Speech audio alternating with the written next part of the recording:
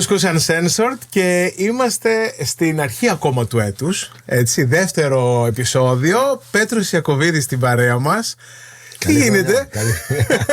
Καλή χρονιά με υγεία και περισσότερη μουσική. Αυτό. Ξέρεις τι, μου είναι λίγο περίεργο ανθρώπους που ξέρω πολύ καλά, που συνεργαζόμαστε, να μπαίνω σε αυτή τη θέση, αλλά νομίζω ότι είναι και πιο εύκολο και από την άλλη, γιατί γνωριζόμαστε, δεν έχουμε να περάσουμε εξετάσεις. Καλά, νομίζω όλο αυτό τον καιρό που σου έχω δει και με τους άλλους ανθρώπους που έχεις κάνει, τους ξέρεις όλους, οπότε... Ναι, γι' αυτό λέω.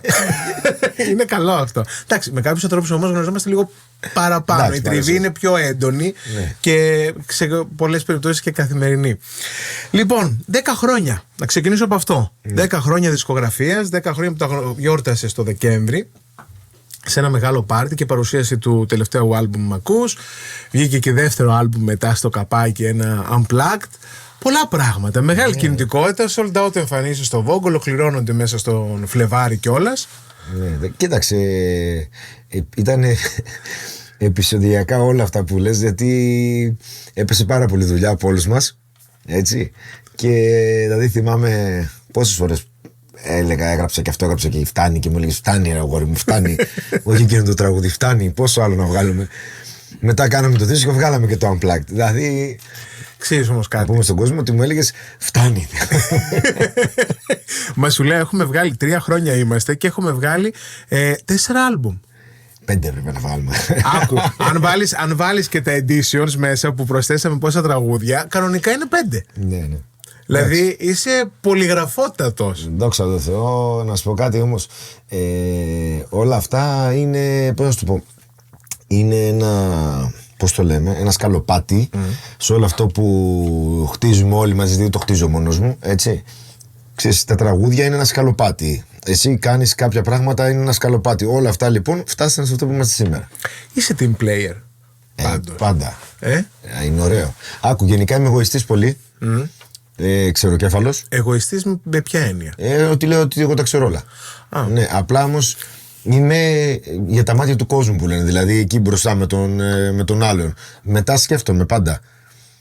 Δηλαδή. Παίρνεις homework όλη την κουβέντα δηλαδή. Ναι, αλλά γιατί εκεί καταλαβαίνω ότι μόνοι μας δεν είμαστε τίποτα. Δηλαδή, τι θέλω να σου πω, ότι λέει κάποιος καλλιτέχνης, μου έδωσε ο Θεός ένα χάρισμα να τραγουδάω, έτσι, και να γράφω και τραγούδια. Ναι. Εσένα σου έδωσε ένα χάρισμα να μπορείς αυτό όμως να το πάρεις και να το μεταφέρεις όπως πρέπει.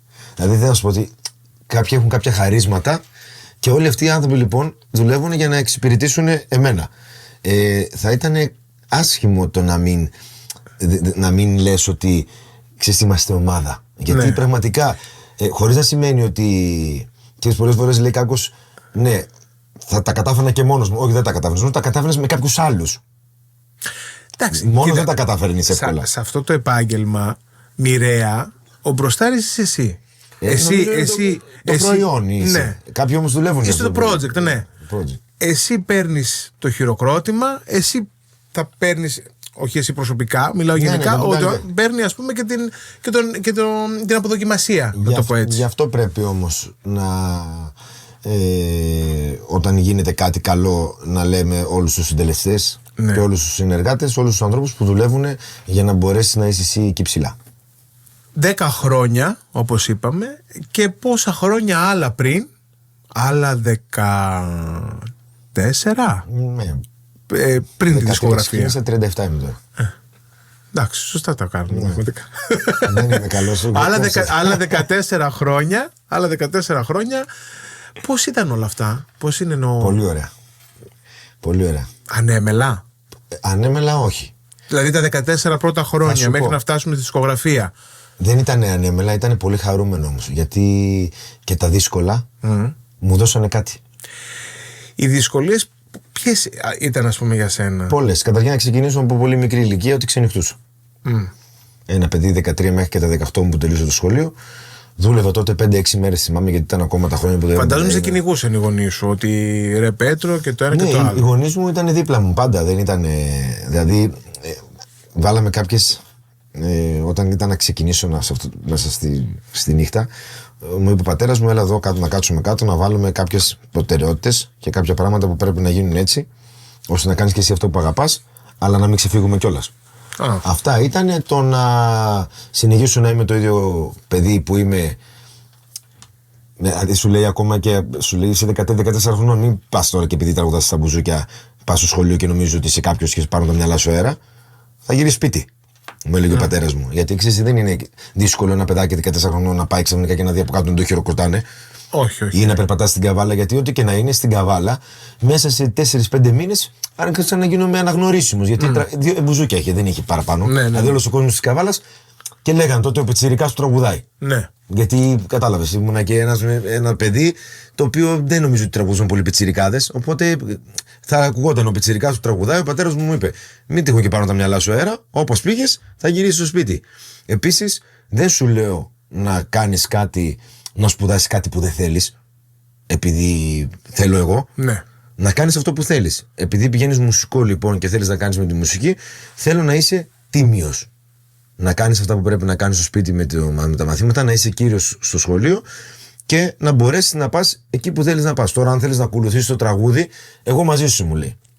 Δεν είναι ότι ήθελε να γίνω δάσκαλος μουσικής, Φερρυπίν. Ναι. Μου λέει, ή δικηγόρος, κάτι άλλο. Όχι, μου λέει αυτό που αγαπάς. Ναι. Αλλά θέλω να είναι να έρχεται η μητέρα σου στο σχολείο και να λένε οι καθηγητές ότι ούτε ότι κοροϊδεύεις, ούτε ότι κοιμάσαι όρθιος, ούτε ότι δημιουργείς προβλήματα. Όλα αυτά.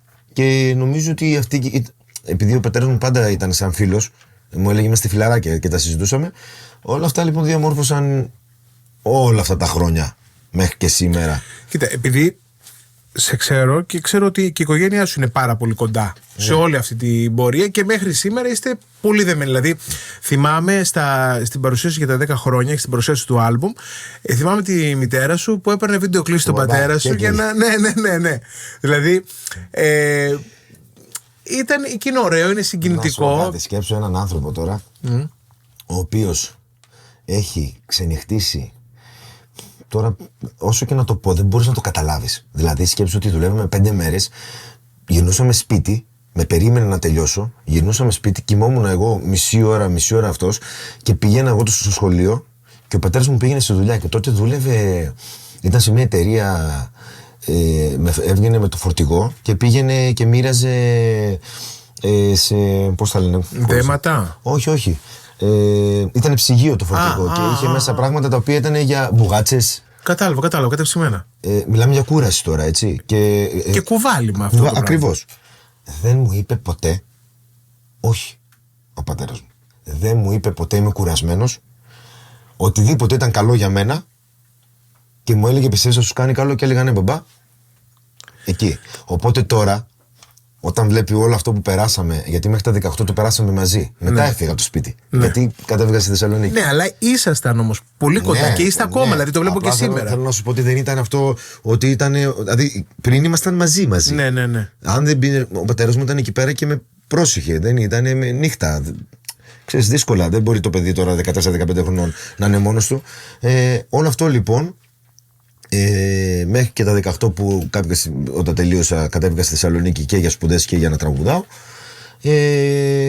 Σκέψου τώρα τον πατέρα μου που βλέπει αυτό που έχω κάνει μέχρι σήμερα, όσο και να είναι αυτό, ότι σου λέει κοίταξε ένα κομμάτι ήμουνα κι εγώ και εγώ καταλαβαίνω ότι ξέρεις, το βλέπω τον πατέρα μου πότε. Καμαρώνει ρε παιδί μου, πατέρας είναι. Σου λέει ο γιος μου το κάναμε, δηλαδή και είναι και κάτι το οποίο όλοι οι κόποι εντός εισαγωγικών, όλες αυτές οι θυσίες που κάνονται και οι δύο, αποδίδουν καρπούς. Το έχω πει πολλές φορές και καμιά φορά μου λέει, μπορεί να τύχει κάποιος να μου πει εντάξει, συνέχεια λες για τον πατέρα σου ή τη μητέρα σου. Δεν είναι, καταρχήν δεν είναι το οποίο να λες συνέχεια για την οικογένειά σου γιατί όταν είσαι αγαπημένος, έτσι. Αλλά πραγματικά τα περισσότερα πράγματα τα οφείλω στον πατέρα μου και στη μητέρα μου. Απλά η μητέρα μου πέρασε άλλα πράγματα. Η μητέρα μου καημένη πήγε ένα σπίτι, ξέρεις τώρα, να με βοηθήσει να διαβάσω, να κάνω κουρασμένος. Και σαν μάνα, γιατί είναι και διαφορετικό η μάνα, περνούσε άλλα πράγματα τα οποία και αυτά με βοήθησαν. Αλλά ο πατέρας μου ήταν εκεί. Ήταν παντού και πραγματικά και εμένα και την αδερφή μου ποτέ δεν μας είπε όχι. Πολλές φορές. Αλλά είχε και εξήγηση το όχι. Καταλαβες. Ο πατέρας σου και η οικογένεια φαντάζομαι παίζουν και πολύ μεγάλο ρόλο στο πώς έχει διαμορφωθεί και ο χαρακτήρας σου. 100%. 100%. Όταν ξέρεις, μου λέει κάποιος, ρε φίλε, μου λέει, προχθές έτυχε αυτό. Ήμουνα στο μαγαζί, είχε φτάσει, είχα κλείσει 6 ώρα το πρωί και ανέβηκε πάνω για μια φωτογραφία. Ήταν ένα παλικάρι με την κοπέλα του. Και μου ζήτησε 1000 φορές συγγνώμη, σας κουράζουμε. Του λέω, φίλε μου, τι με κουράζει, του λέω, να βγούμε φωτογραφία, σιγά το πράγμα. Και μου λέει, πώς μετά από τόσες ώρες. Και μου λέει, ρε φίλε, μου λέει, άκου τώρα τι μου είπε το παιδί. Πιτσιρικάς εντωμεταξύ. Ναι. Μου λέει, ρε φίλε, μου λέει, μπράβο, λέει, που αντέχεις τέτοια ώρα, λέει, και δέχεσαι τον κόσμο και αυτά. Του λέω, ρε φίλε, του λέω, γιατί είναι με τη χαρά μου είναι. Μα εσύ έρχεσαι να περάσεις καλά. Στην ουσία, εσύ, ο κόσμος μας κάνει. Η αγάπη του κόσμου μας φτάνει. Αυτή είναι η πραγματικότητα. Αυτό λοιπόν είναι κάτι το οποίο σε άλλα πράγματα όμως το έβλεπα στον πατέρα μου. Το πόσο κουρασμένος μπορεί να ήταν, αλλά ήταν με όλο τον κόσμο.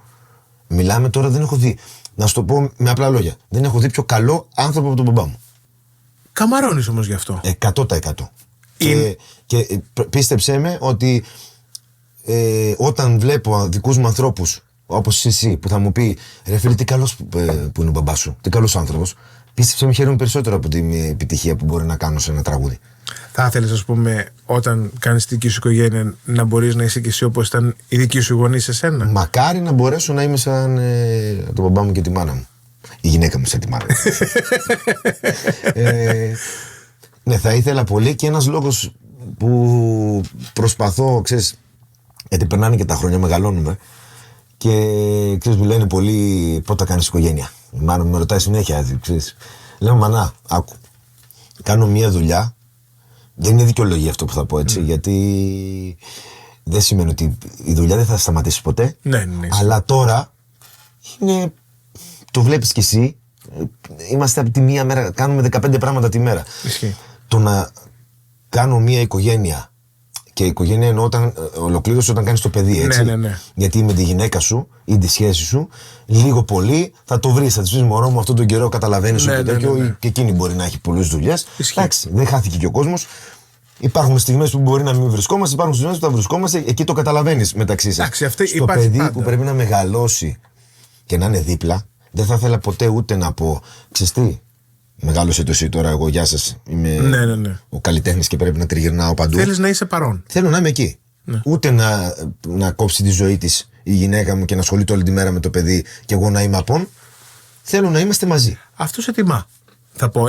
Είναι έντιμο, εννοώ, από την πλευρά σου και προς μια νέα ζωή που φέρνεις, αλλά και προς την γυναίκα σου, ότι δεν μετατοπίζεις το βάρος επειδή εγώ κάνω μια δουλειά που έχει αυτές τις απαιτήσεις ή το οτιδήποτε. Κάνω μια δουλειά που έχει κάποιες απαιτήσεις. Όταν θέλεις να είσαι ξεκάθαρος, λες, κοίταξε να δεις, εγώ και η οικογένεια να θες να κάνουμε τώρα, η ζωή μου είναι έτσι. Οπότε καλύτερα να μην το κάνουμε αυτό, γιατί θα δημιουργηθεί αυτό το πρόβλημα. Πρέπει να είσαι ξεκάθαρος από την αρχή. Το να λες μέσα σου εσύ, τι ωραίο είναι να κάνω ένα παιδί να μεγαλώνει, αλλά με μεγαλώνει με την... Μόνο του. Δεν γίνεται. Μόνο του δεν θα μεγαλώνει, θα μεγαλώνει με τη μαμά, αλλά θέλω να σου πω όμως ότι δεν θα βάλεις εσύ, επειδή κάνεις μια δουλειά η οποία θέλει την καριέρα, έχει τη λέξη καριέρα μέσα, να την βάλεις την άλλη να κάθεται όλη τη μέρα μέσα στο σπίτι. Όχι. Και σε τριγυρνάς για να κάνεις τη δουλειά σου. Πρέπει να βλέπει και αυτή ότι, ξέρεις τι, είμαι εκεί. Εγώ έτσι μεγάλωσα και έτσι είναι το δικό μου σκεπτικό. Να είναι εκεί, ξέρεις, να είναι μαζί, να έχει πρόβλημα το παιδί και να σου λέει το πρόβλημά του. Όπως είπες, εσύ με τον πατέρα σου είχατε και μια φιλική σχέση. Θα ήθελες, ας πούμε, φαντάζομαι την ίδια σχέση να έχεις και εσύ με τον παιδί σου. Ξέρεις, πάντα όταν άρχισα να καταλαβαίνω, μας έπιασε μαζί με την αδερφή μου, το θυμάμαι, ο πατέρας πάντα μας μιλούσε. Μας έβλεπε έτσι απέναντι και μας έλεγε, λοιπόν, είμαστε, λέει, φιλαράκια. Εμείς είμαστε φιλαράκια. Τι σημαίνει? Ότι όταν φεύγετε από εδώ πέρα και πάτε στα άλλα τα φιλαράκια έξω και λέτε τα πάντα, έτσι πρέπει να τα λέμε και εδώ πέρα σαν οικογένεια, να τα λέτε στον μπαμπά, γιατί λάθη θα κάνετε. Θυμάμαι, μας τα έλεγε με αυτόν τον τρόπο που στα λέω. Λάθη θα κάνετε. Το θέμα είναι να μπορέσουμε να διορθώσουμε αν κάνετε κάτι λάθος. Δεν υπάρχει περίπτωση να μην κάνετε λάθη. Το θέμα είναι να το πείτε για να είμαστε εκεί να σας βοηθήσουμε. Έτσι ξεκίνησε ο πατέρας μου. Θυμάμαι. Εσύ ξεκινώντας αυτή την πορεία με τη μουσική, κατά κάποιο τρόπο άνοιξες και το δρόμο προς τη μορφούλα ώστε να μπορεί και εκείνη να είναι πιο άνετη πάνω σε αυτό? Σίγουρα, γιατί εντάξει, όπως και να το κάνουμε, είναι άλλο ένα παιδάκι, ένα κοριτσάκι 13-14 χρονών να, ξέρεις, Που δεν είναι, γιατί να μου πεις και τι, επειδή είσαι αγόρι, δηλαδή έπρεπε να σε αφήσει τον μπαμπά σου, αλλά μέσα στη νύχτα είναι λίγο πιο δύσκολο. Ναι. Κατάλαβες. Ναι. Οπότε βγαίνοντας εγώ μπροστά και η μορφουλίτσα είχε λίγο. Δηλαδή είχε και το πάτημα να πει μπαμπά. Ο Πέτρος γιατί εγώ. Όχι, ο μπαμπάς μου γενικά μας βοηθούσε σε όλα και μας βοηθάει σε όλα και ποτέ δεν ήταν, ξέρεις, να κάνει μόνο Πέτρος ή τέτοια. Δηλαδή δεν νομίζω ότι την άφησε να τραγουδήσει επειδή έκανα εγώ πιο πριν κάποια πράγματα. Γιατί είναι 2 χρόνια μικρότερη η Μορφούλα από μένα. Ναι. Νομίζω ότι την άφησε να τραγουδήσει γιατί όταν άρχισε να τραγουδάει η Μορφούλα μέσα στο σπίτι και καθόμασταν και την κοιτούσαμε έτσι και λέγαμε τι φωνή είναι αυτή, γιατί θεωρώ τη Μορφούλα μία από τις καλύτερες τραγουδίστρες που υπάρχουν στη γενιά της στην Ελλάδα. Όταν δηλαδή που άκουσε τη φωνή δεν μπορούσε να της πεις. Τι να της πεις, με τραγουδάς, αφού έβλεπες τραγουδούσε και φώτιζε όλος ο χώρος. Να σου πω όμως κάτι, έχετε και κοινό, δηλαδή και στο χαρακτήρα, ένα κοινό πράγμα που θα συζητήσεις, πέρα από το τι έχει πετύχει ο καθένας σας ή πόσο ταλέντο έχει ο καθένας σας, θα πούνε όλοι, τι καλά παιδιά, τι καλό παιδί ο Πέτρος, τι καλό παιδί η Μορφούλα, τι θετική, γιατί το καλό είναι οκ, αλλά είστε και θετικοί άνθρωποι, δηλαδή είναι αυτό που είχαμε συζητήσει κάποια στιγμή, μου λες, βλέπω το καλό, δηλαδή σκέφτομαι ότι ο άλλος μπορεί να έχει μια δύσκολη μέρα. Μα έτσι είναι. Δεν είναι όλοι το ίδιο, δεν περνάμε όλοι το ίδιο κάθε μέρα. Έχω πει πάρα πολλές φορές ότι η υγεία είναι πάνω απ' όλα, οπότε όταν έχεις την υγεία σου, το να μπαίνεις μέσα σε ένα χώρο και να είσαι μουντρούχος για κάποιο πρόβλημα, θεωρώ ότι είναι το λιγότερο που πρέπει να κάνεις. Δηλαδή, το πρόβλημα όταν έχεις ανθρώπους που σε αγαπάνε δίπλα σου και έχεις και την υγεία σου και εσύ και αυτοί, ξεπερνούνται όλα. Οπότε δεν μπορώ την κρίνια. Θέλω με το που δω κάποιον άνθρωπο ο οποίος είναι λίγο στεναχωρημένος, κάτι να κάνω, δεν ξέρω. Ναι. Να αισθανθεί ωραία. Δεν μ' αρέσει, δεν μπορώ. Πραγματικά πίστεψε με, έχω μπει στο καμαρίνι μου μέσα και ήτανε ο Σπύρος, ο παραγωγός μου, ο Παρασκευάς, ο μαέστρος μου και η Φωτεινή η οποία με βάφει. Ναι. Ήταν έτσι. Για δικούς τους λόγους. Ο καθένας. Μπαίνω μέσα, τους κοιτάω, ξαναβγαίνω έξω, ξανανοίγω την πόρτα, ξαναμπαίνω μέσα, λέει, λοιπόν, πάμε να ξεκινήσουμε από την αρχή, τους λέω. Τι πρόβλημα υπάρχει, αυτό και αυτό. Ωραία. Τα λύσαμε και κύλησα με νόμο. Δεν μπορώ, δεν μ' αρέσει καθόλου. Εκτός και αν είναι κάτι προφανώς που έχει να κάνει. Εντάξει, αν έχει κάτι σοβαρό, ναι. Χαμόγελο και προχωράμε. Λοιπόν, θα σε πάω πάλι σε αυτά τα 14 χρόνια πριν ξεκινήσει η δισκογραφία ή ακόμα και στην αρχή της δισκογραφίας. Τι δυσκολίες, ας πούμε, εσύ αντιμετώπισες? Υπήρξαν δυσκολίες? Πολλές. Καταρχήν μιλάμε για ξενύχτη. Κούραση πολύ, έτσι, που είναι όπου ο κόσμος το βλέπει. Αυτό όμως το έχεις, εννοώ, το ξέρεις ότι το αντιμετωπίσεις. Είναι κάτι το οποίο το περιμένεις. Γιατί εσύ όταν μπαίνεις σε ένα χώρο δεν έχεις ακούσει, δεν ξέρεις τι θα αντιμετωπίσεις.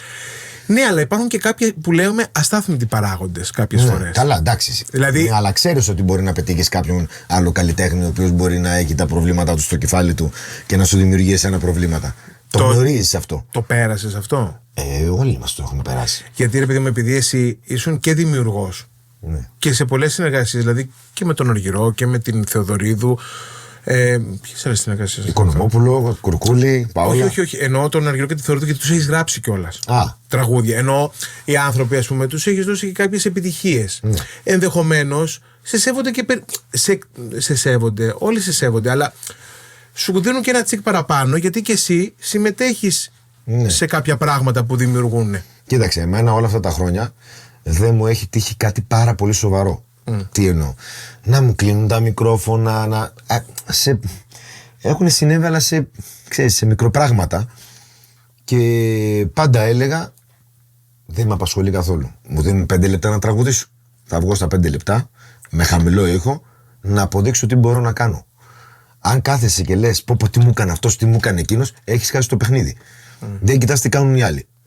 Δεν βλέπεις την ουσία. Ναι. Πρέπει να κοιτάς το στόχο και να προχωράς. Τώρα από εκεί και πέρα, στη μετέπειτα πορεία στη δισκογραφία, αλήθεια σου λέω, δόξα τω Θεώ και την Παναγία, έτυχα σε ανθρώπους που δεν είχα κανένα απολύτως πρόβλημα. Δηλαδή, ξεκίνησα με τον Κωνσταντίνο και με την Ελένη τη Φουρέρα και τη Φανή Δρακοπούλη, πρώτη μου σεζόν στην Αθήνα. Στο Φαντασία. Έτσι, λίγο πιο πριν, να σου πω ότι τα 3-4 χρόνια τα οποία πριν ξεκινήσω στη δισκογραφία ήταν με τον Νίκο Κουρκούλη και στη Θεσσαλονίκη δεν ήσουν με την Πάολα? Και με την Πάολα μετά, εκεί είχα μπει στη δισκογραφία. Ναι. Το έρωτας μου γίνει.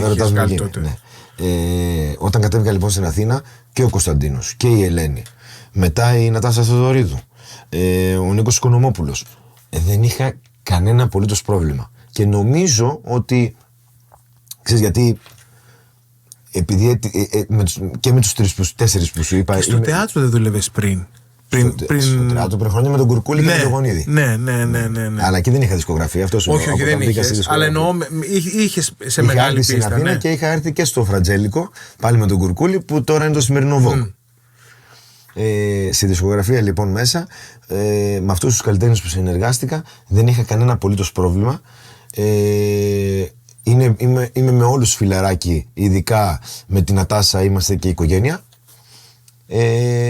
Και πιστεύω ότι όταν είσαι όταν είσαι καθαρός και ξεκάθαρος, να το πω, δηλαδή θέλεις κάτι και το ζητάς από κάποιον που είναι από πάνω σου και σου δίνει χώρο, αν είσαι σωστός στο λόγο σου και στιβαρός και αυτά που λες τα εννοείς και τα ζητάς, θα στα δώσουν. Δεν έχει κανένα πρόβλημα ποτέ. Θυμάμαι, είχα πάει σε ένα νυχτερινό κέντρο, υπάρχει το σχήμα. Ναι. Έτσι. Εννοείται. Αυτός που ηγείται λοιπόν, στη συγκεκριμένη περίπτωση που θα πω, ήταν ο Νίκος Οικονομόπουλος. Ήταν ο Νίκος Οικονομόπουλος, εγώ και η Ιβιαδά μου. Οπότε καταλαβαίνουμε ότι όταν έρθει ένας καλλιτέχνης στο μαγαζί, αν θέλει κάποιος να το σηκώσει να τραγουδήσει, αυτός είναι ο Νίκος Οικονομόπουλος. Ναι. Ωραία, τότε είχα βγάλει εγώ τον ντουέτο με τη Ζώζεφιν. Και θα ήταν και η πρώτη μου σεζόν που θα πήγαινα μπροστά στην επόμενη μαζί με τη Ζώζεφιν στο Φαντασία. Σωστά. Πήγα στον Νίκο Οικονομόπουλο και του λέω: Νίκο μου, μπορώ σε παρακαλώ να σηκώσω την Ζώζεφιν να πούμε τον ντουέτο μας? Γιατί μετά θα κάνουμε και σχήμα στο Φαντασία. Ναι. Εγώ με τη Ζώζεφιν. Ναι. Και η απάντησή του ήταν: καλά, ρε φίλε, το συζητάς? Εννοείται. Κατάλαβες να σου πω? Ναι. Δηλαδή, όταν είσαι ξεκάθαρος, δεν δημιουργούνται και προβλήματα. Ναι. Ο άλλος καταλαβαίνει ότι το σέβεσαι. Και καταλαβαίνει και την πρόθεση. Ακριβώς. Άμα το σέβεσαι τον άλλον και είσαι σωστός και επαγγελματικά, όσο φίλος και να είσαι, πρέπει να είσαι σωστός επαγγελματικά. Να καταλαβαίνεις που πατάνε τα πόδια σου και να του πεις: ξέρεις κάτι, θέλω αυτό. Μπορούμε να το κάνουμε. Δεν νομίζω ότι θα σου πει κανείς. Γι' αυτόν τον λόγο, επειδή έτσι ήμουνα μέσα στο χώρο όλα αυτά τα χρόνια, δεν είχα και ποτέ πρόβλημα με κάποιον. Σοβαρό να πεις ότι έγινε κάτι κακό. Από θαμώνη σου έχει τύχει κάποια ακραία συμπεριφορά ποτέ?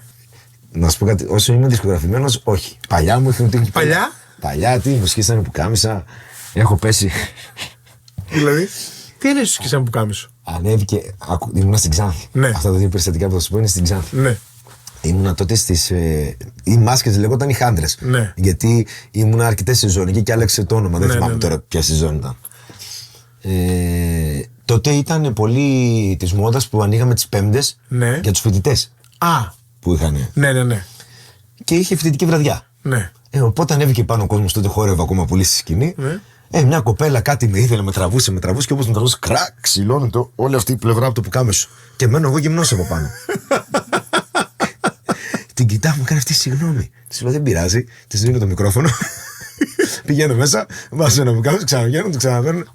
Και το άλλο που θυμάμαι πάλι ήταν σε μια κοπή πίτας από κάποια, νομίζω μπορεί να ήταν και η ομάδα της Κόντα Ξάνθη τότε, δεν θυμάμαι. Είχε πάρα πολύ κόσμο και κατέβηκα κάτω εγώ μες στον κόσμο να τραγουδήσω. Όπως λοιπόν ήταν. Φαίνεται εδώ, φαίνεται το τραπέζι. Ναι. Εδώ είναι η σκηνή, έτσι. Ο κόσμος ήταν από κάτω. Στις γωνίες είχε 2 σκαλοπατάκια. Ναι. Για να κατέβεις άμα θες. Κατέβηκα εγώ, τραγουδήσω και κάποια στιγμή πάω να γυρίσω. Έλα όμως από το χορό που χορεύει ο κόσμος κάτω, κάποιος κλέψει το σκαλοπατάκι. Και δεν είχε να ανέβεις. Και εγώ νομίζοντας ότι είναι το σκαλοπατάκι εκεί πέρα, κάνω αυτό. Και φεύγεις πίσω. Όχι, δεν φεύγω πίσω. Όπως κάνω έτσι το τέτοιο, πατάει το πόδι μου στο κενό και χτυπάω το γόνατο στην αρχή της πίστας, της σκηνής. Και μου σκίζεται το παντελόνι.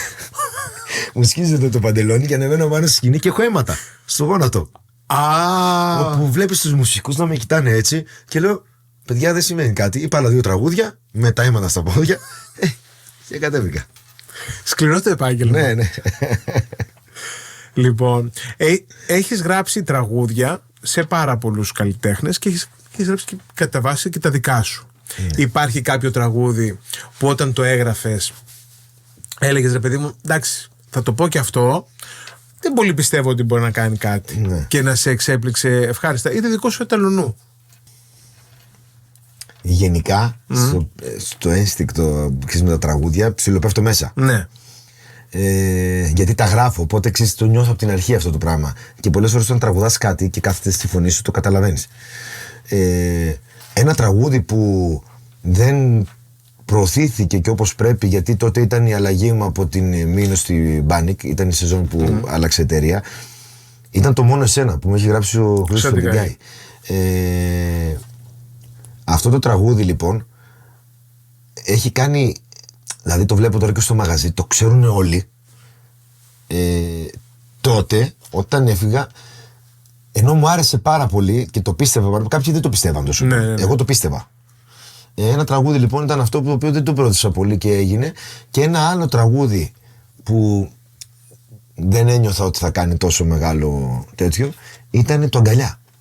Το Αγκαλιά στην ουσία είναι αυτό που είσαι, γιατί εγώ εννοώ. Το Αγκαλιά ήταν το τρίτο μου τραγούδι. Ήταν Έρωτας μου γίνε, βάλε, αγκαλιά, κοριτσάκι. Το Αγκαλιά ήταν ένα τραγούδι που έλεγα, οκ, μ' αρέσει, αλλά. Το Ξημερώματα, ας πούμε, όταν το έγραφες, έλεγες ότι, ας πούμε, θα είναι ένα τραγούδι που θα πέσει η Ελλάδα. Γιατί ήταν μία σεζόν, θυμάμαι. Βγήκε τότε, θυμάμαι, στο YouTube το απόγευμα. Το βράδυ είχε πρεμιέρα το Φαντασία. Νομίζω την τρίτη φορά που το είπε ο Αργύρος, στο ξέρω όλο το μαγαζί. Ναι. Δηλαδή, εσύ όταν το έγραψες αυτό, λες αυτό θα γίνει massive. Κοίταξε. Τότε είχα γράψει εκείνο το διάστημα το Αποτυπώματα για μένα και το Ξημερώματα, το οποίο δεν είχα ακόμα, δεν ήταν ότι θα το πάρει ο Κωνσταντίνος. Το είχα για μένα και τότε το είχα δειγματίσει στην Παόλα, η οποία είχε κλείσει το δίσκο και δεν πρόλαβε να το πάρει το τραγούδι. Όταν έκατσα με τον Κωνσταντίνο λοιπόν, μου λέει τραγούδι από εδώ από εκεί και του βάζω το Ξημερώματα. Ήμασταν, θυμάμαι, έξω από το καμαρίνι, εκεί πίσω που είναι ο χώρος, εγώ, ο Κωνσταντίνος και ο Κώστας ο Μπερτάκης. Ο Κώστας ο Μπερτάκης το πίστεψε από την αρχή. Η αλήθεια είναι, να το πω αυτό, δηλαδή μας έλεγε. Εγώ όταν το άκουσα με τη μουσική που έκανε ο Μπρακούλιας, όπως είναι η παραγωγή, η ενορχήστρωση, εκεί είπα εντάξει, αυτό θα γίνει hit, όχι hit, θα γίνει ύμνος. Θυμάμαι, ήταν το πρώτο τραγούδι που είχε βγάλει τότε ο Αργυρός στην Panic και θυμάμαι τότε και λέω, ρε παιδί μου, αυτό το έγραψε αυτός ο Χριστιανός, ο οποίος τραγουδάει ο ίδιος. Και δεν το κράτησε το οποίο ο ίδιος, που θα το έβγαζε και θα ήταν. Θα έχει πέσει όλη η Ελλάδα. Εντάξει, εγώ όμως τότε άμα καλοσκεφτείς ότι είχα το Αποτυπώματα. Ναι. Που θυμάμαι τότε είχε πάει νούμερο 1 ο Κωνσταντίνος και νούμερο 2 εγώ με τα Αποτυπώματα. Και ό,τι και να έκανα τότε, δηλαδή αν τα αντιστρέφαμε, αν έπαιρνε ο Κωνσταντίνος το Αποτυπώματα που και εκείνο ήταν πολύ δυνατό τραγούδι, και εγώ το Ξημερώματα, πάλι το ίδιο θα γινόταν. Θα έκανε νούμερο 1 αυτός. Ήταν και στη φόρα του. Ναι, αλλά η αλήθεια είναι ότι νομίζω ότι στο τέλος της ημέρας σου έδωσε. δουλεύαμε και μαζί. Ναι. Σου έδωσε από την άποψη ότι όλοι είπανε, κοίταξε να δεις ρε παιδί μου, τι γράφει αυτός ο άνθρωπος. Ναι, εντάξει, εκεί ήταν αυτό που ξέρεις, και σαν συνθέτης και στιχουργός. Ναι. Ακούστηκα παραπάνω, αλλά θυμάμαι τότε γελούσαμε στο καμαρίνι γιατί λέγαμε ότι ήταν νούμερο 1 ο Κωνσταντίνος, νούμερο 2 εγώ. Δουλεύαμε μαζί, ήταν σχήμα ο Αργυρός, δεύτερος ήμουν εγώ και ήμασταν στο Φαντασία τότε. Και κάναμε πλάκα στον Κώστα τον Μπερτάκη και του λέγαμε. Ότι είναι, ξέρεις, ναι. Αυτό το πράγμα ήταν. Το νιώθες, δηλαδή ήταν το μαγαζί. Κύμα. Απίστευτο. Είσαι ένας άνθρωπος που αν κάτσεις και δεις, παιδί μου, τις συνεργασίες σου, έχεις συνεργασίες μακροχρόνιες. Δηλαδή είσαι πολύ σπάνια στο one-off. Και δηλαδή, τώρα ας πούμε η Ρία. Ναι. Είστε τρίτη σεζόν, αν το βάλουμε και τη Θεσσαλονίκη μέσα. Κοίταξε, άμα τις πας με σεζόν είναι 1, 2, 3, 4. 4. Πώς και δηλαδή δέσατε πολύ όμορφα. Ναι, μα να σου πω κάτι, μια συνταγή που πηγαίνει καλά, για ποιο λόγο να. Πολλοί κόσμος, ας πούμε, σκέφτεται ότι ξέρεις κάτι. Μπορεί να κούρασε, ναι. Κοίταξε, σίγουρα θα κουράσει εάν αυτοί οι δύο καλλιτέχνες, 3 πόσοι είναι στο σχήμα που έχουν κάνει για καιρό μαζί, εάν κάθονται στο σπίτι τους και βαριούνται και δεν βγάζουν καινούργια τραγούδια. Γιατί ένα τραγούδι σε ανανεώνει. Ναι, ισχύει. Εγώ μπορεί να είμαι με την Ρία τόσο καιρό, αλλά είναι μια τραγουδίστρια η οποία και ο χαρακτήρας της έτσι είναι εκπληκτικός, είναι τρομερό παιδί, αλλά και είναι και δουλευταρού. Κοιτάει συνέχεια τα τραγούδια της, κοιτάει συνέχεια τη δουλειά της. Οπότε αυτό ανανεώνει την εικόνα σου έτσι κι αλλιώς. Δεν είναι η Ρία που ξεκίνησε με τον Πέτρο η Ρία σήμερα, ούτε ο Πέτρος που ξεκίνησε τότε με τη Ρία ο ίδιος Πέτρος σήμερα. Έχω συν 15 τραγούδια, άλμπουμ. Ναι. Η Ρία έχει άλλα 5-6 σύγκλι παραπάνω, έβγαλε άλμπουμ κι αυτή. εντάξει, έβγαλε και μια πολύ μεγάλη επιτυχία το κάτι ξέρεις. Ναι. Οπότε θέλω να σου πω ότι είναι αυτό. Εάν τώρα εγώ για τον επόμενο ένα χρόνο πω με τη Ρία ότι θα συνεχίσουμε να είμαστε μαζί και δεν βγάζω τραγούδια. Ναι. Δεν βγάζει κυρία τραγούδια και ο κόσμος βλέπει το ίδιο και το ίδιο και το ίδιο. Στο Vogue έχετε δέσει τώρα, είστε μια τριάδα, είσαι εσύ με τη Ρία και προσθέθηκε ο Γιώργος Λιβάνης, γιατί είχατε ξεκινήσει οι δυο σας και μετά στην επανείσοδο ήρθε και ο Γιώργος. Και τώρα θα πάει και Θεσσαλονίκη αυτό όταν τελειώσετε από εδώ πέρα, έτσι δεν είναι? Στην Θεσσαλονίκη θα είμαι εγώ, η Ρία και guest θα είναι ο FY. Α, ωραίο. Με τον FY είχατε ξανασυνεργαστεί τότε με τη Ζώζεφιν. Ναι. Ήσασταν και Φαντασία, ήσασταν και στη Θεσσαλονίκη. Και στη Θεσσαλονίκη, στο Vogue και στη. Ναι. Αλλά γενικότερα εννοώ, δηλαδή με την Ζώζεφιν κάνετε το ντουέτο, μετά κάνατε τη συνεργασία στην Αθήνα, κάνατε τη συνεργασία. Δηλαδή είσαι από τους ανθρώπους που. Σαν να δένεστε, σαν να. Κοίταξε. Νομίζω ότι ο κόσμος περνάει καλά όταν εσύ είσαι αγαπημένος με τους ανθρώπους σου και περνάς και εσύ καλά. Δηλαδή είναι αυτό που σου λέω, υπάρχει μια συνταγή αφού πάει καλά. Είναι προτιμότερο να κάτσεις να δεις τι μπορεί αυτή τη συνταγή να μην τη χαλάσει. Η Ρία, ας πούμε, μου έλεγε που την είχα ρωτήσει για τη συνεργασία σας, γιατί και από τότε συνεργαζόσασταν. Με έβριζε. Δεν έχεις το vidcast. Έλεγε, ρε παιδί μου, ότι ο Πέτρος είναι ο πιο απροβλημάτιστος συνεργάτης. Εντάξει, και αυτή. Τι σου είπα όμως λίγο πριν μια κουβέντα που κάναμε τότε με τον Νίκο Οικονομόπουλο? Ναι. Ότι η Ρία είναι στη θέση που ήμουν εγώ τότε με τον Νίκο και σέβεται κάποια πράγματα. Όπως και εγώ σέβομαι κάποια πράγματα στη συνεργασία μας. Ο σεβασμός νομίζω ότι είναι το σημαντικότερο κομμάτι και αυτό το έχει σε πολύ ψηλό επίπεδο η Ρία. Οπότε γι' αυτό είναι όλα τέλεια. Αν κάποιος από κάτω λοιπόν σε τσιγκλάει, χωρίς να υπάρχει κανένας λόγος, θα αλλάξει κι εσύ λίγο. Το τέλεια πριν το τραγουδήσεις το έλεγε σαν ατάκα. Το τέλεια. Ναι. Πάντα. Γιατί το νιώθω λίγο καρμικό. Τέλεια και μαγικά, αυτά τα δύο Ναι. έλεγα. Πώς είσαι, τέλεια. Ναι. Αλλά νομίζω ότι ο περισσότερος κόσμος μπορεί να το πει αυτό. Εντάξει. Σου τέριαξε πολύ το τραγούδι. Πολύ. 10 χρόνια μετά δηλαδή, γιατί εγώ το είχα ζήσει και όταν το είχε πρωτοβγάλει τότε ο Κιμφοκάς, που ήταν στο Ποσειδόνιο, και τώρα είχε κάνει τότε τη δουλίτσα του το τραγούδι, δηλαδή δεν ήταν ένα άγνωστο τραγούδι, αλλά αυτό που ζω σήμερα με το τέλεια είναι φρενίτιδα. Κοίταξε, να πούμε ένα μεγάλο συγχαρητήρια στον παραγωγό μου, τον Σπύρο τον Ποταμόπουλο, ο οποίος εδώ και 1,5 χρόνο μου έλεγε ότι πρέπει να γίνει αυτό το τραγούδι unplugged, όπως το κάναμε. Να το διασκευάσεις στην ουσία. Ναι, να το διασκευάσεις. Καταρχήν να πω ένα μεγάλο ευχαριστώ στο Φίβο που μου το έδωσε έτσι. Γιατί εμείς καλά τα λέμε, αλλά κάποιος άνθρωπος το έχει γράψει. Και ένας άνθρωπος ο οποίος έχει γράψει τεράστιες επιτυχίες. Και δεν είναι μόνο αυτό, είναι και στο live album που είχα βγάλει πιο παλιά και στο Unplugged τώρα. Μου έχει δώσει πάρα πολλά τραγούδια δικά του που ήθελα να ξανακάνω διασκευή και τον ευχαριστώ πάρα πολύ. Ελπίζω να τον έβγαλα στο πρόσωπο. Νομίζω ότι ο Φίβος έχει ένα πολύ ωραίο πράγμα. Γράφει τραγούδια τα οποία είναι επιτυχίες και τα οποία όμως μπορούν να επικοινωνηθούν και σε πολλά χρόνια μετά. Δηλαδή δεν είναι παλιακά, δεν είναι ξεπερασμένα. Έχει ένα δικό του ύφος. Παρόλο και είναι Φίβος. Ναι, και είναι πάντα εκεί. Ναι, και μιλούσαν στο τότε και έλεγες προχώ. Ναι. Δηλαδή μιλούσε στο σήμερα και με λέξεις του που τότε ήταν σημερινές, αλλά και στο τώρα αυτά. Ξέρεις γιατί πιστεύω ότι συμβαίνει αυτό όμως? Γιατί επειδή δεν τον ήξερα, εγώ δεν είχαμε γνωριστεί ποτέ. Το γνώρισα τώρα μετά το τέλεια και λόγω του επιχειρήματος του Κώστα του Μπερτάκη, γιατί είναι φίλοι από παλιά. Και έτυχε να έρθει να με δει και στα 10 χρόνια ήρθε, γιατί το είπα εγώ, το ζήτησα λόγω του τέλεια που τον γνωριστήκαμε, και στο μαγαζί. Και κάτσαμε και μιλήσαμε. Και μετά από εκεί και πέρα έχω πάει και στο στούντιο. Είναι τόσο απλός. Δηλαδή όταν ένας ο οποίος έχει γράψει όλη αυτή τη δισκογραφία, δηλαδή είχα πάει στο στούντιο και κοιτούσαμε με τον Σπύρο τους δίσκους έτσι. Ναι. Τα πάντα. Και έλεγα, πήγαιναν κι άλλο δίσκοι, πήγαιναν. Και μιλάμε τώρα για. Ιερά τέρατα. Ναι, για καλλιτεχνάρες. Πάριο, Βοσκόπουλο. Στον Καράζ, άστο σου λέω τώρα, Βάντι. Παντού τώρα, άστο Μαζονάκι. Δηλαδή και τα ακούγε, έλεγα. Γαρμπή, πόσα πράγματα. Αυτό και αυτό και αυτό και αυτό και αυτό και αυτό. Άτζελα Δημητρίου, Χρυσά Χρόνια. Και όταν κάτσαμε να δουλέψουμε εκεί μαζί λίγο, πίστεψέ με ότι δεν ήταν καθόλου Πώς να σου το πω, είμαι ο Φίβος, έχω κάνει ότι αυτό αυτά. είναι. Μου έλεγε εσύ πώς το ακούς αυτό, ή πώς θα το έκανες, ή πώς το βλέπεις.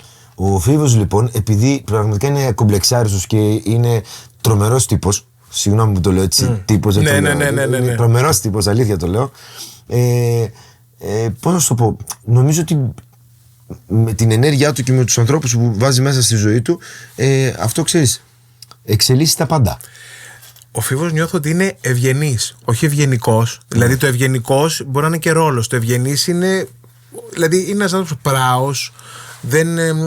Όχι, ναι. Μιλάει με όλους τους ανθρώπους και. Όταν ήρθε στο καμαρίνι, συγγνώμη με συγχωρείς που σε διακόπτω, όταν είχε έρθει στο καμαρίνι και μιλήσαμε λίγο. Όταν έφυγε, λέω του Σπύρου, εσύ του λέω. Ο Φίβος ήταν αυτό. Νόμιζα ότι ήμασταν φίλοι. Μου έκανε τρομερή εντύπωση. Ναι. Γιατί ξέρεις τι, φίλε, τώρα εντάξει, ό,τι και να λέμε. Έχει κάνει καριέρες ο άνθρωπος. Ναι, ισχύει. Και μου έκανε τρομερή εντύπωση.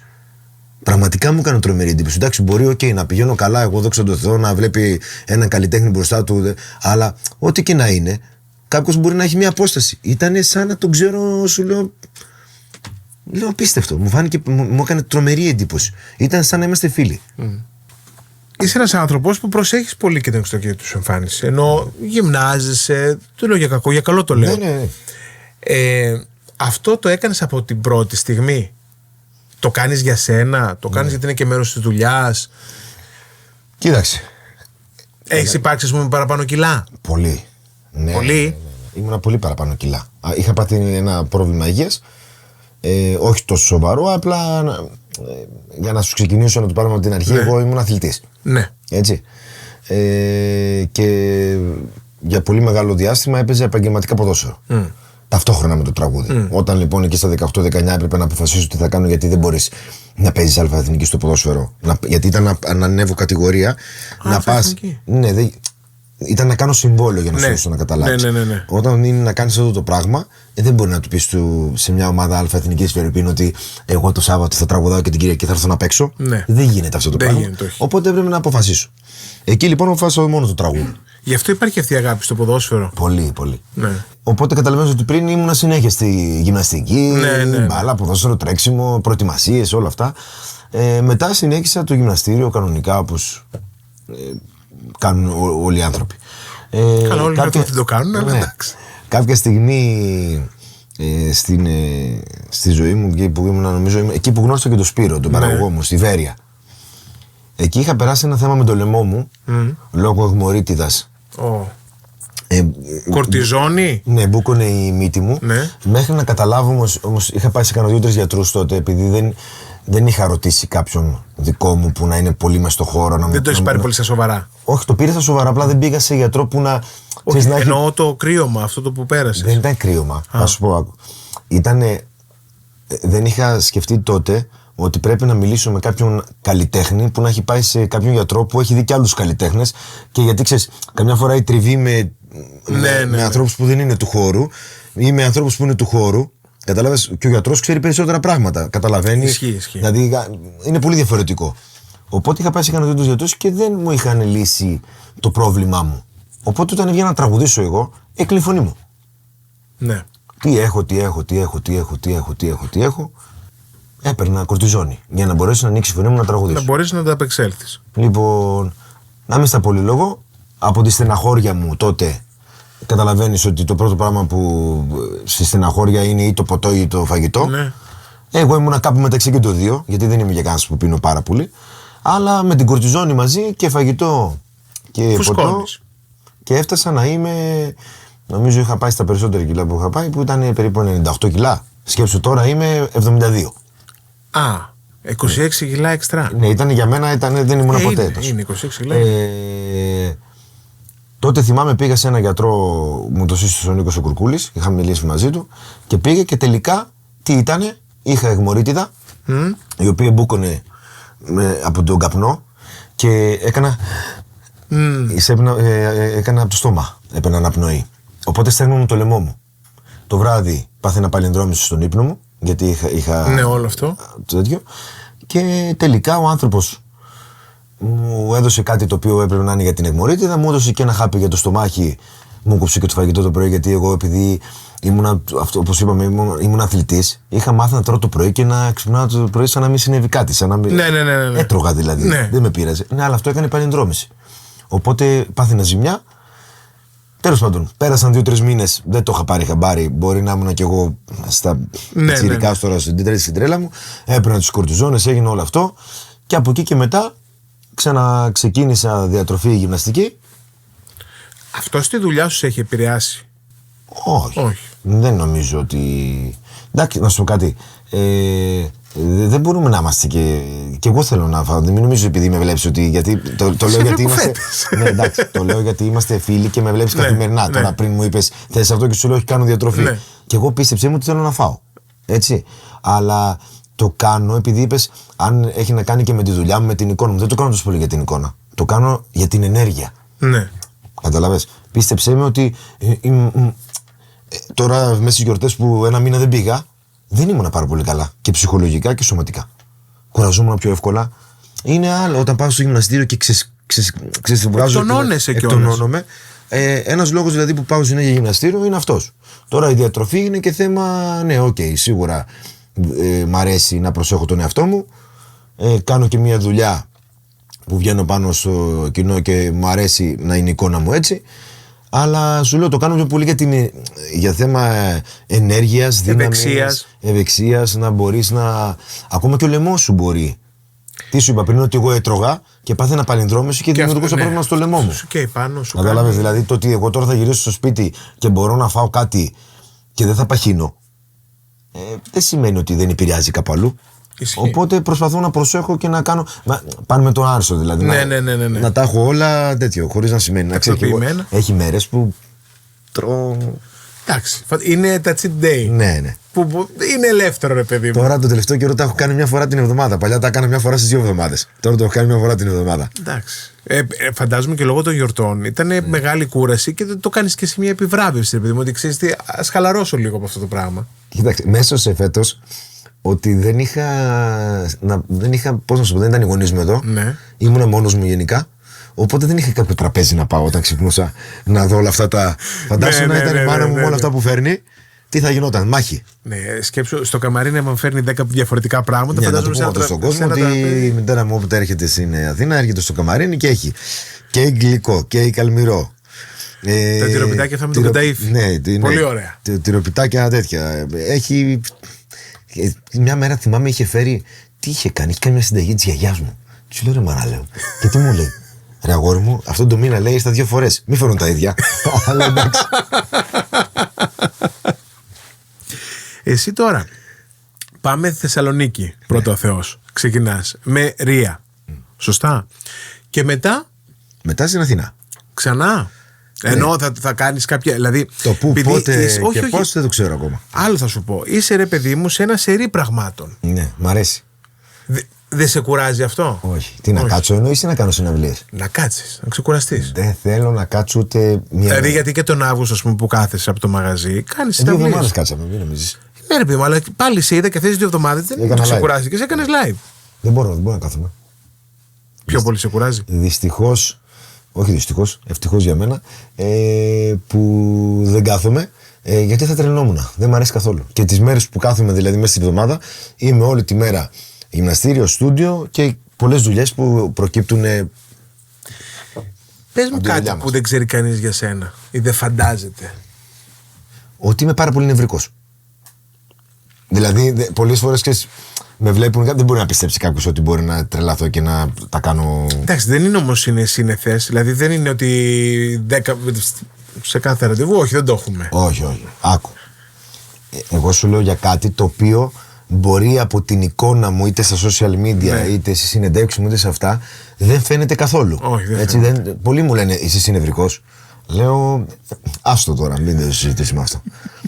Αυτό δηλαδή το περνάνε μόνο οι συνεργάτες. Νομίζω όμως ότι όσο εύκολα νευριάζεις, τόσο εύκολα σου φέρει. Αυτό είναι κυκλοθυμικός που σου φέρει. Ναι. Δηλαδή, και ούτε τα κρατάς. Όχι, ποτέ.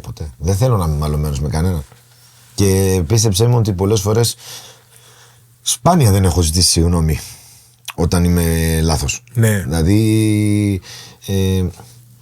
τι να σου πω τώρα. Και έχει τύχει με κάποιον άνθρωπο να έχουν δημιουργήσει 2-3, να έχει μια διαμάχη, 2-3 συνεχόμενα δηλαδή, ναι. Και να σκάσει το τέταρτο. Και να γίνει εκεί παρανάλωμα. Εκεί δεν θα ζητήσω συγγνώμη. Αν ήταν στο αρχικό, θα τη ζητούσα τη συγγνώμη. Που και πάλι αν είναι κάτι σοβαρό θα ζητήσει συγγνώμη, έτσι. Τι ρόλο παίζει η τύχη στη ζωή σου? Νομίζω εμείς την πηγαίνουμε την τύχη. Θεωρείς ότι ήσουν τυχερός? Θεωρώ ότι ήμουνα, μην ακουστεί περίεργο αυτό, θεωρώ ότι ήμουν δουλευτάρας. Ναι. Όχι τυχερός. Τώρα αν κάποια στιγμή μπορεί να έγινε κάτι και να το αρπάξεις αυτό το πράγμα, άρα να ήσουν στο κατάλληλο μέρος στην κατάλληλη στιγμή. Αυτό εννοώ τύχη, ρε παιδί μου. Εντάξει, ναι. Αλλά τι θέλω να σου πω όμως, από τη δουλειά νομίζω ότι έφτασε σε εκείνο το σημείο. Δεν νομίζω ότι κάθεσαι δηλαδή. Ναι. Τύχη είναι να κάθομαι στο σπίτι μου και ξαφνικά να με πάρει κάποιος να μου πει «Α, έγινε αυτό, πρέπει να πας εκεί, θα υγείς αυτό το σχήμα». Έτσι. Όταν για μένα κάποια στιγμή που ήταν πολύ μεγάλη σε όλο αυτό που έχω ζήσει μέχρι και σήμερα, καλλιτεχνικά, ήταν που χτύπησε το τηλέφωνο μου έτσι και με πήρε ο Κώστας Μπερτάκης και μου λέει μαζί με τον Σπύρο, κατεβείτε στην Αθήνα, να ξεκινήσει στην Αθήνα. Μετά το Room ήταν αυτό. Μετά το Room. Εκεί πέρα δηλαδή ήταν η πρώτη φορά που μίλησα με κάποιον επιχειρηματία σοβαρό, εννοώ που. Γιατί στο Room Verpini ήταν επιχείρηση ο Σπύρος με ακόμα ένα φίλο. Δηλαδή είχαμε άλλη σχέση. Ναι. Να με πάρει κάποιο άλλου επιχειρηματίες, ο οποίος μέσα στον χώρο τον ξέρεις και έχει κάνει τόσα σχήματα. Έχει κάνει τον Καράμι το Σφακιανάκι. Ναι. Έχει κάνει 1002. Τότε αυτό λοιπόν θεωρώ, θα πει κάποιος. Είχατε επικοινωνία, είχε έρθει να σε δει, ας πούμε. Και. Όχι. Πρόσεξε όμως, θέλω να σου πω. Δεν το θεώρησα τύχη. Θεώρησα ότι με το Σπύρο οι κόποι και οι δουλειές που ρίξαμε έφτασαν σε σημείο να με πάρει τηλέφωνο. Είναι αυτό που σου είπα. Την τύχη δεν ήμουν τυχερός που με πήρε. Την προκαλείς και κάπως. Ακριβώς, την προκαλείς. Για να μην ακούσει, γιατί είπα δουλευταράς, μην μας πάρουν και τα τέτοια. Ναι. Εντάξει, δουλεύουμε. Εννοείς ότι ασχολείσαι με αυτό, δουλεύεις, δεν είναι ότι κάθεσαι. Όχι, όσο δουλεύεις, πιστεύω ότι ο Θεός το βλέπει από εκεί και στο δίνει. Με το Σπύρο πόσα χρόνια είναι παραγωγός σου? Παραγωγός είναι όσο είμαι δισκογραφημένος, 10-11 χρόνια. Εννοώ και πριν δεν ήσασταν. Ήμασταν φίλοι, ναι. Αλλά δεν ήταν παραγωγός. Στη Βέρεια, ας πούμε, πότε γνωρίστηκατε? Ας πούμε μια ιστορία τώρα για να πάτε σοκ. Ναι. Όταν εγώ πήγα στη Βέρεια στις Μορφές να τραγουδήσω, ήταν 2 σεζόν μετά ή 1 σεζόν, νομίζω, όχι 1 σεζόν. Όταν πήγα να κλείσω εγώ με τον επιχειρηματή εκεί, να ξεκινήσω να τραγουδάω, ξέρεις ποιος τραγουδούσε εκεί πέρα? Ποιος? Ο Ιωακίμ Φωκάς. Άκου τώρα. Και τότε το πρόγραμμα το έφτιαχνε ο Σπύρος. Ήταν ο καλλιτεχνικός διευθυντής του προγράμματος στη Βέρεια και ήταν ο Ιωακίμ Φωκάς. Και ήταν τη σεζόν που έφυγε και κατέβηκε στην Αθήνα και μετά από λίγο καιρό έβγαλε το Τέλεια. Εκεί τον είδα πρώτη φορά εγώ τον Ιωακίμ. Αν πρέπει να είναι 13. Πολλά μου το θυμάμαι τώρα. 15 έβγαλε το Τέλεια, γι' αυτό το λέω. Μπορεί να το 13. Αλλά δεν να σου πω ότι εκεί έγινε. Εκεί γνώρισα τον Σπύρο. Ξεκίνησα το καλοκαίρι να τραγουδάω στη Βέρεια και το χειμώνα είπαν οι επιχειρηματίες να κάνουν. Ήταν 2 επιχειρηματίες και θα κάνουμε το σχήμα. Και τότε πήγε ο Σπύρος και λέει: εγώ τότε είχα πάει σαν τρίτος. Στο καλοκαίρι ήμουνα σαν τρίτος άντρας που λέμε. Και το καλοκαίρι μπήκε μπροστά ο Σπύρος και λέει: αυτόν θα τον κάνετε, λέει, πρώτο. Και ήταν η πρώτη μου δουλειά που ηγήθηκα στην επαρχία στη Βέρεια. Και έτσι ξεκίνησε κατά κάποιο τρόπο. Έτσι γνωριστήκαμε. Εντάξει, με εμπιστευόταν τότε, τον εμπιστευόμουν πολύ. Κάναμε 1-2 σεζόν τότε. Πήγαμε πάρα πολύ καλά. Μετά έφυγα εγώ και μετά από καιρό έτυχε με ένα τηλεφώνημα. Πώς έγινε αυτό? Κάπου ήμουνα εγώ και είχα κάποια τραγούδια τέτοια και ήθελα να μιλήσω με τον Σπύρο, γιατί ήξερα ότι είχε καλό αυτή, γιατί ήταν και ραδιοφωνικός παραγωγός, να ακούσει τα τραγούδια. Και μου λέει: πού είσαι? Λέω: εκεί. Μου λέει: πιούμε αύριο καφέ? Ήπιαμε καφέ. Μου λέει: ρε φίλε, μου λέει, να σου πω, μου λέει κάτι. Τόσο ωραία τραγούδια, μου λέει, πάμε να το κάνουμε. Και λέω: πάμε. Είσαι σταθερός στους ανθρώπους που είναι γύρω σου. Εάν αυτός που έχεις απέναντί σου και είναι πολύ άμεσος συνεργάτης σου, έτσι, δεν σε αγαπάει και δεν τον αγαπάς, δεν βγάζει πουθενά. Δηλαδή, εγώ ξέρω ότι ό,τι και να γίνει και να το πω, ξέρω του Σπύρου, δεν ξέρεις. Ναι. Δεν ξέρω εγώ, όχι, δεν ξέρεις. Άλλες φορές από τα νεύρα μου μπορεί να μην του βάλω να ακούσει και το τραγούδι μου. Πήγε, τι είναι αυτό? Ναι, να του πω καινούργιο τραγούδι. Καλά, και δεν μου το έβρες. Όχι, γιατί ξέρω ότι θα μου πεις μια βλακεία, του λέω. Και εμείς κάποιες φορές τα ακούμε από το TikTok, να ξέρεις. Δηλαδή συμβαίνουν και αυτά τα ακραία πράγματα πολλές φορές στη ζωή μας. Αν με ρωτήσεις αύριο βγαίνει από το σπίτι μου. Έτσι. Και περνάει ένα αμάξι. Και είμαι στη μέση του δρόμου. Ξέρω ότι ο Σπύρος θα πηδήξει να με σμπρώξει, να μην με χτυπήσει τα μάτια, να χτυπήσει αυτόν. Είναι σπάνιο αυτές τις περιπτώσεις. Ναι. Στις ζωές μας να υπάρχουν τέτοιοι άνθρωποι. Δεν μιλάω όπως μόνο και εγώ στη μπορεί δουλειά να μην αυτή. το έχω πει ποτέ. Ενώ, εντάξει, είμαστε και φιλαράκια πάνω απ' όλα, αλλά δεν έχουμε κάτσει να συζητήσουμε τώρα τέτοια πράγματα. Δεν υπάρχει περίπτωση να τον αφήσω κάπου. Έχει τύχει πολλές φορές. Ξέρεις και εσύ από άλλους μέσα σε αυτή τη δουλειά που κάνουμε να έρθει κάποιος να σου πει τι το θέλεις αυτό να τώρα. Ναι. Όσο ανεβαίνεις. Ναι. Δεν το συζητάω καν. Δεν χρειάζεται να ακούσω καν τι θα μου πει κάποιος. Δηλαδή, ξέρεις, μπορώ να το κάνω κι εγώ αυτό ή εγώ είμαι αυτός. Όχι. Ο Σπύρος είναι ο Σπύρος και εγώ ένα κομμάτι μου που είμαι σήμερα είναι του Σπύρου. Οφείλεται εκεί. Τώρα το εάν συμφωνούμε δεν συμφωνούμε σε όλα, τι γίνεται να συμφωνούμε. Εντάξει. Δεν είναι όλοι. Αν αρέσει το μπλε, αυτό να τον αρέσει το λευκό. Τι να κάνουμε τώρα. Κάνουμε την ελληνική σημαία. Υπάρχει κάποιος καλλιτέχνης που να είναι για σένα, και έτσι θα κλείσω, ένα καλλιτεχνικό πρότυπο, δηλαδή ένα καλλιτέχνη που να πεις αυτός μου αρέσει πάρα πολύ στο σύνολό του? Κοίταξε, εγώ έγινα τραγουδιστής βλέποντας τον Τόλι Βοσκόπουλο. Έτσι. Όταν είδα πρώτη φορά σε ένα ελληνικό. Δεν θυμάμαι τον Γοργόνος και Μάγκης πρέπει να ήταν. Ναι. Είδα τον Τόλι Βοσκόπουλο να τραγουδάει. Ναι, το γλυκά πονούσε στο μαχαίρι και μετά το φεγγάρι πάνω θέμου. Και είχα πάθει σοκ. Γιατί νομίζω ήταν και ο Τόλις Βοσκόπουλος ήταν από τους πρώτους καλλιτέχνες που άρχισαν να σηκώνονται από την καρέκλα τότε. Ναι. Και τον έβλεπες, ήταν σαν πρίγκιπας με τα κουστούμια. Ναι. Μα γι' αυτό και αυτό έμεινε και το πρίγκιπας. Ναι. Στο μετά, άλλοι δύο καλλιτέχνες ήταν που με σημαδέψανε πάρα πολύ. Ο Γιάννης ο Πάριος και ο Βασίλης ο Καράς. Είναι τραγουδιστές οι οποίοι νομίζω ότι έχω και πολλά πράγματα μέσα μου. Γιατί εντάξει, εγώ τον Γιάννη Πάριο το θεωρώ. Τώρα θα πούνε μεγάλες κουβέντες λες, αλλά το θεωρώ τον καλύτερο τραγουδιστή στην Ελλάδα που έχει περάσει όλα αυτά τα χρόνια. Σε όλα αυτά που κάνει. Δηλαδή. Ναι. Είναι ερωτικός. Τραγουδάει με γυρίσματα, τραγουδάει ευθεία, τεχνικά. Είναι ερωτικός, η χρειά του είναι απίστευτη. Όλο είναι σαν να είναι ένα ψεγάδιαστος. Μα δεν είναι και τυχαίο ότι ο Πάριος από πάντα, επειδή ο Πάριος σε εμάς στα νησιά, γιατί και εγώ από νησί είμαι, σε εμάς στα νησιά το ακούγαμε γιατί είχε κάνει και τα νησιώτικα και τα πάντα. Δηλαδή ήταν σαν δικός μας. Ας πούμε, από τις Κυκλάδες ειδικά που ήμασταν και δίπλα. Ο Πάριος είναι ένας τραγουδιστής που συνομιλεί με το παρελθόν, το παρόν και θα συνομιλεί και με το μέλλον. Δηλαδή, νομίζω είναι σπάνιο αυτό το πράγμα. Όπως μετά, έτσι, ο Καράς είχε αυτό το αντρικό.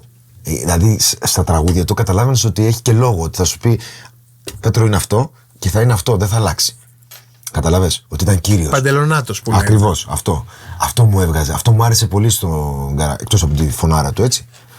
Και ήταν και πάρα πολύ δοτικός επίσης ο Καράς. Δηλαδή, σε όλες τις συνεργασίες, σε όλους τους ανθρώπους που έχουν συνεργαστεί, ήταν απροβλημάτιστος, γαλαντόμος στους ανθρώπους, που σε αυτό το χώρο δεν ήθιστε. Όχι, βοηθούσε πάρα πολύ. Τους έβγαζε μπροστά, ειδικά τους νέους πολύ. Και πολλά πράγματα, πολύ δοτικός και σε ανθρώπους που έχουν προβλήματα και ανάγκες. Ναι. Δηλαδή ήταν ένας καλλιτέχνης που είχε ευαισθησίες. Καλός άνθρωπος ήταν. Ναι.